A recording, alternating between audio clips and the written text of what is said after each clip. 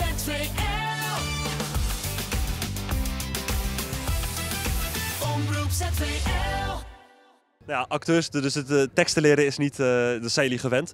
Maar hoe is het om deze rol te mogen spelen? Ja, dat is wel bijzonder. Ik heb nog nooit een discipel gespeeld. Ik heb ook sowieso nog nooit in dit stuk gestaan. Maar ja, als je hoort dat je daarin mag spelen, ik bedoel, je kent het al als je klein bent, kijk je het met je opa en oma, met je familie. Dat is heel bijzonder. Dat is wel heel tof. Ja, het is heel anders omdat het natuurlijk ook heel veel live wordt gedaan. Dus dat is heel erg wennen. En het is ook heel erg een groepsverband wat heel belangrijk is. Dus je bent eigenlijk altijd wel in beeld, je bent er altijd bij. Dus je moet altijd gewoon aanstaan. En dat is heel anders dan film waar je gewoon takes rustig door kan nemen. Maar een hele leuke ervaring zeker. Heb je al zo'n grote live show gedaan? Nee, hè? Nee. Dit is de eerste echte live show die ik doe op tv. Ja, ik ook wel eens theater, maar er zijn dan max een keer 400-500 mensen. En nu, hoeveel mensen kijken hier naar? Miljoenen.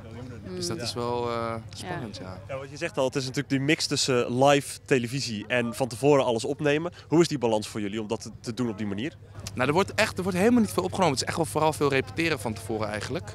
En dat heb je wel nodig, zodat je ook zeker voelt met die live show, denk ik. Ja, zeker. Zeker. En ik vind het ook, het is een uitdaging natuurlijk dat er zoveel zang dan ook bij komt kijken, ook live. Want je weet natuurlijk nooit hoe dat gaat lopen, maar daarom vind ik het ook heel erg leuk dat het zo uitdagend is. Dus, ja. Hoe vinden jullie het om hier te zijn? Worden jullie warm ontvangen? Nou ja, zeker. En gisteren waren we ook, dat zei ik net al, op een super schattig plekje. Terneuzen is sowieso echt een heel schattig stadje, vind ik. Ja, en de mensen zijn echt heel lief, heel goed ontvangen. Ja, ik ben ook gewoon nog nooit zo ver onder Middelburg geweest. Ik vond het heel leuk om dat een keer te zien. En wat je zegt, iedereen is super warm. De Zeeuwse bolus, daar ben ik heel erg fan van. En nu zijn we bij de Zeeuwse aubergines. Ja, wat wil je nog meer? We hebben alles gezien al. En met het repeteren gaat het allemaal goed? Jullie zijn er helemaal klaar voor zometeen? Ja, we hebben gewoon alles goed door. En we zijn ook heel erg goed op elkaar ingespeeld. Dat is sowieso heel erg fijn. Het is gewoon heel belangrijk dat we een goede vriendengroep zijn. Want dat is natuurlijk, het moet goed overgebracht worden op beeld.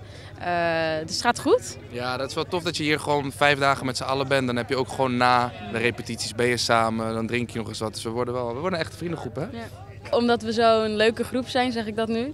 Dat het gewoon heel oprecht en heel luchtig blijft. En dat we het gewoon goed met elkaar kunnen vinden, dat helpt echt enorm. Ja, iedereen, er zijn helemaal geen sterrenallures. Iedereen is zo open en warm naar elkaar. Dat is wel echt heel tof.